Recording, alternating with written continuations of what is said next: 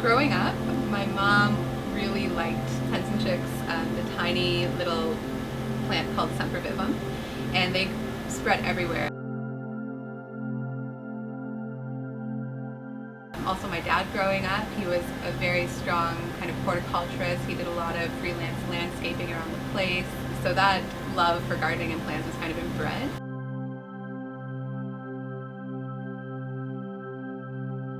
I'm Amelia. I'm the owner of Fractaline Terrariums. I make my own handmade terrariums, and I'm also just getting started with an e-commerce business for DIY succulent terrarium kits.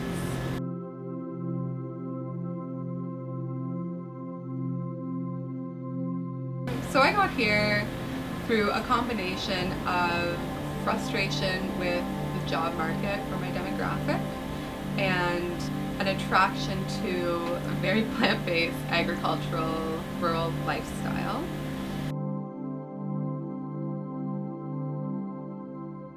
Oxford County has really been the prime place to find a good agricultural support system for a plant-based business.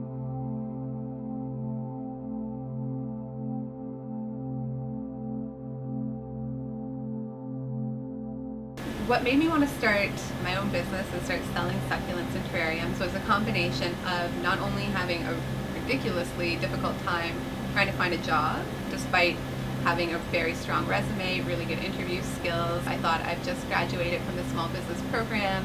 I have the opportunity to access agricultural resources. And I'm kind of crafty, I'm very DIY, and it just seemed like a natural confluence. I'm really good at collage, so I just kind of took the resources I had and I collaged them together, and of that was born Fractaline Terrariums.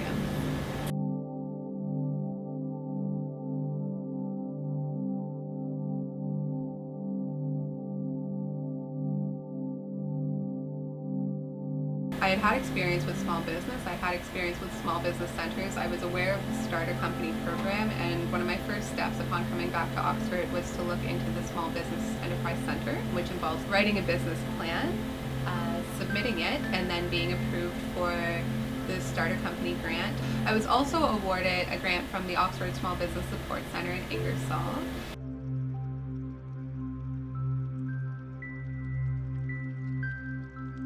Through those two opportunities, I was really able to begin the flourishing process, if you will, of my business.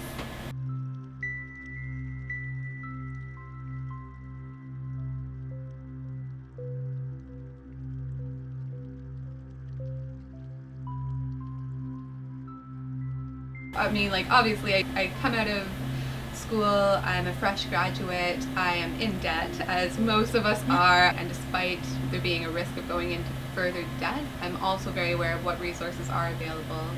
And as an entrepreneur, you can't always get swept up under the first discouragement that comes along.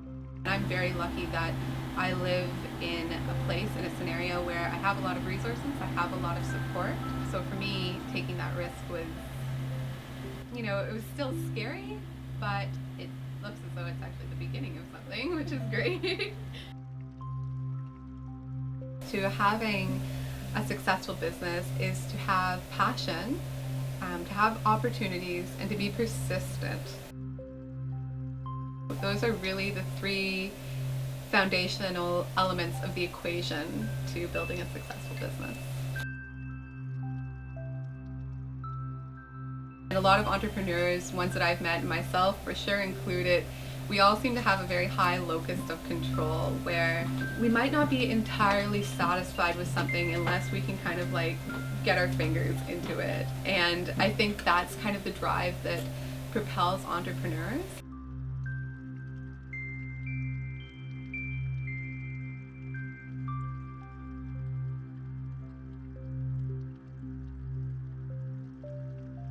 The advice that I'm most excited to give to entrepreneurs who are just starting out is to be persistent, to be thoughtful and caring, and to be diligent, really. Do the work, know what work you're doing, have a plan, and be creative.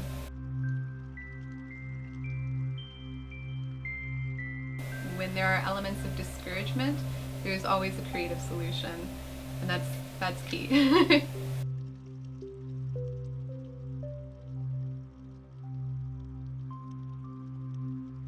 The start of this company has definitely changed my daily routine in the way that I approach my own life and I approach myself as a person.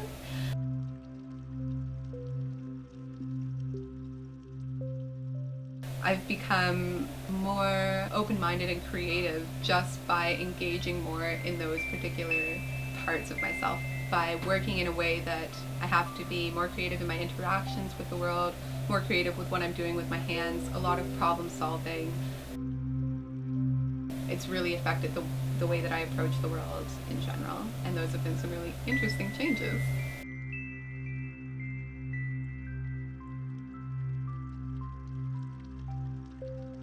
It's important to do something that you're passionate about because it's important to live a life in which you feel personally fulfilled by that which you have some sort of faith in. Whatever that is for you, if that's the natural world, if that's your spirituality, if that's working to a cause that you feel strongly drawn to.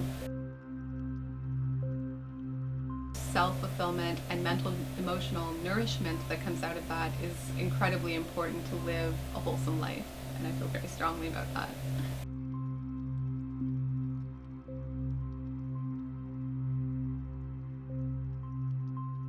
I really enjoy doing what I love. I really enjoy waking up in the morning and being compelled to do what I like to do. I like the sound of my alarm going off and thinking, great, like my succulents are awake, the sun is shining or not, like regardless, I'm going to have the opportunity to engage in a medium and engage in a series of interactions that feel nourishing and supportive to who I am as a person.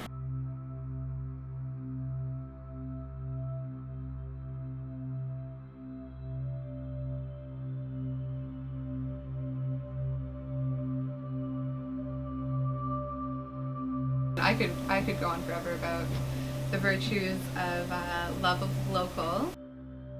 I think what the draw towards supporting local means is a desire to support one's neighbors, to live in a community that's very globally influenced, but locally supportive, locally strengthened, locally appreciative.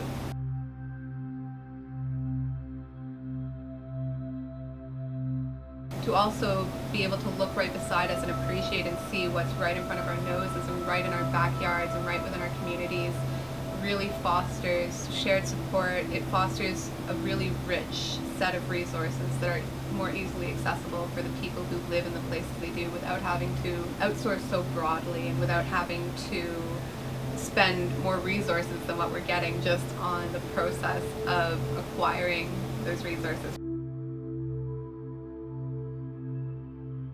We can look to a maker who lives, 4 blocks down, and I think that that's really important for the virtues of local love.